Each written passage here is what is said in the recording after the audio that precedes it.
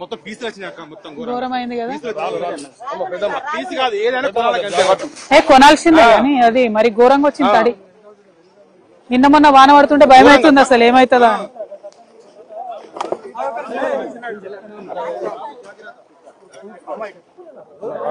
మీరందరు జరగండి, ఫార్మర్స్ ఉండని జరగండి మీరందరు. హైదరాబాద్ వాళ్ళంతా అక్కడ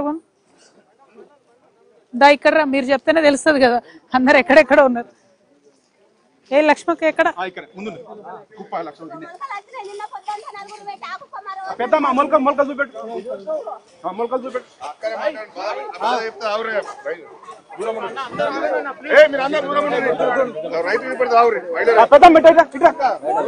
మొత్తం దడిచింది కదా. అయ్యో దూరం అయిపోయింది.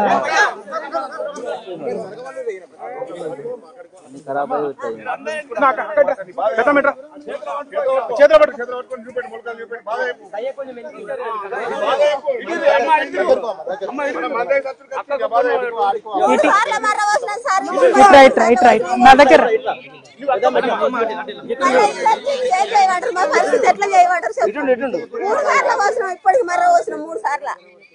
మూడు సార్లు మర్ర పోసినాం సార్. నిన్న పొద్దున్నాక నలుగురు పెట్టి అట్టు పోసినాం. ఇగో ఈ కుప్ప కాలే మళ్ళీ అలా పోతాను. నిన్న కాలే నలుగురు పెట్టి.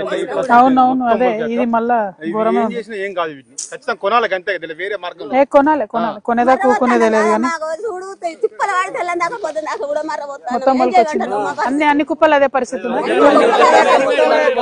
మొత్తం అంతేనా.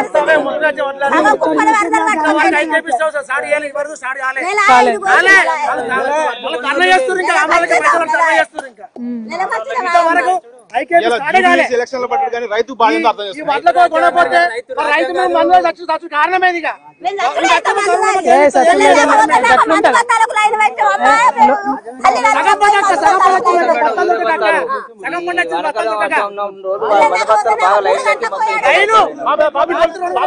అదే ఘోరం.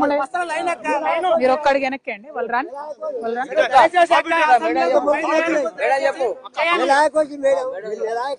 నెలాయన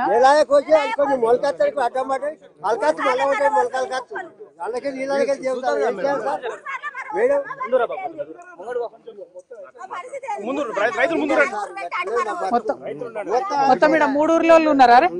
3 ఊర్లలో మరి దారుణం ఉంది ఇది. అవునా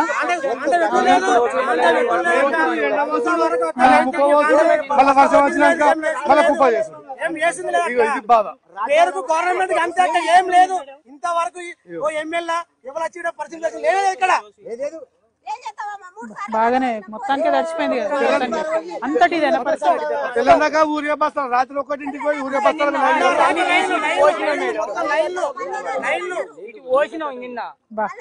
నిన్న మొత్తం చాట్లతో ఎత్తిపోసి నిన్ననే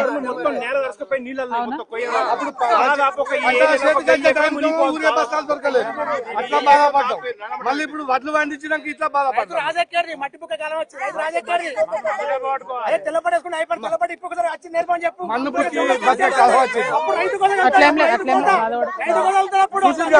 అవునవును ఘోరం ఉంది అదే అందుకే వచ్చి ఒక్క నిమిషం చెప్పండి ఒక్క నిమిషం ఒక్కొక్కరు IKP direct rice milk pass book ఉంటుంది కదా రైస్ బుక్ అలౌట్ చేయాలి. ఐకేపీ మధ్యలో అయితే ఆలస్యం అవుతుంది. ఇప్పుడు డైరెక్ట్ వడ్డెండ వేసుకుంటే రైస్ మిల్ వేసుకుంటే అది పాస్ బుక్ పోయి ఉంటే వాళ్ళు తీసుకోవాలి. దాన్ని తీసుకొచ్చి దాన్ని మనం పోరాటం చేయాలి. అప్పుడు దానికి తప్ప ఏ గవర్నమెంట్ మనకు 70 సంవత్సరాలు వచ్చి సంవత్సరం వచ్చి రైతు ఎప్పుడు నష్టం. ఐకేపీ ఉంటే మనకు నష్టం ఏమైతుంది? ఆలస్యం అవుతుంది. అదే ఆలస్యం అవుతుంది. అదొకటే అదే వడ్లు వెళ్ళిపోవాలి. నష్టం అంటే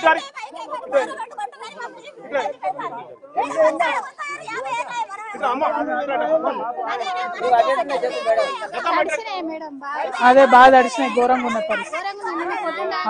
ఎండవస్తున్నావు మళ్ళీ ఇంకా ఎండగొట్టాను మళ్ళీ అదే పరిస్థితి. అదే పరిస్థితి అన్ని నీళ్ళు కింద ఊటలేక నీళ్ళు వెళ్ళినాయి. ఇన్ని రోజులు కష్టం చేసినంత కోసేటి కూడా ఇంకా ఘోరంగా ఉన్నాయి మేడం. అందులో మొత్తం నీళ్ళే ఉన్నాయి, కోయడానికి కూడా లేదు. మొత్తం అది మొత్తం అడ్డం పడ్డదట కదా. ఒకసారి చూసిపోదామా? ఏదైనా పొలం దగ్గర ఉందా దూరం ఉందా? బాగా ఒకసారి చూసి వెళ్తాం. అదే ఎందుకంటే ఘోరం ఉంది మొత్తం. అదే అదే కొయ్యరాదు అయి కదా. అదే అదే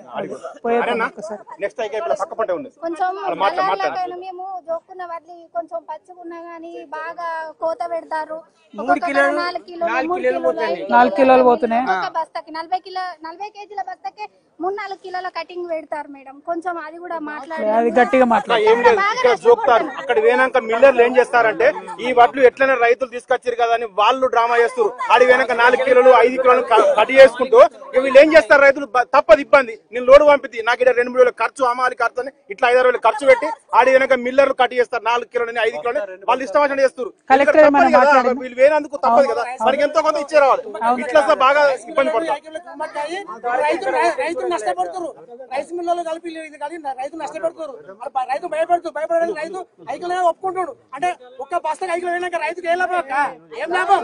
ఒక రైతుకి 5 కిలో ఏ లాభం అక్క? ఏం లాభం అక్క? ఒకటి కూడా ఓపెన్ కదా. ఏం లేక రైతుకు ఒక్కడైనా అక్క మాకు రైతు న్యాయంగా అంటే పచ్చిపల్లి కొనాలి, దళాలు కోత ఉండద్దు. 40 బత్త పెట్టాలి. దాని 5 కిలో తీసినాక రైతు 30 కిలో ఇచ్చినాక మాకు వెళ్ళబో అక్క.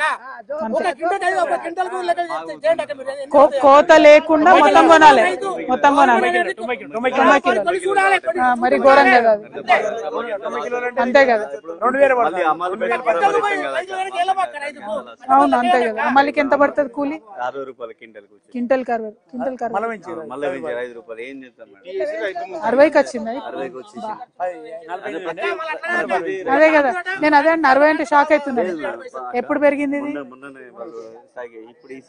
మళ్ళీ స్ట్రైక్ చేసి పెంచింది. కరెక్ట్, వాళ్ళది కూడా కష్టం ఉంది కానీ కొద్దిగా మిల్లర్లే ఇట్లా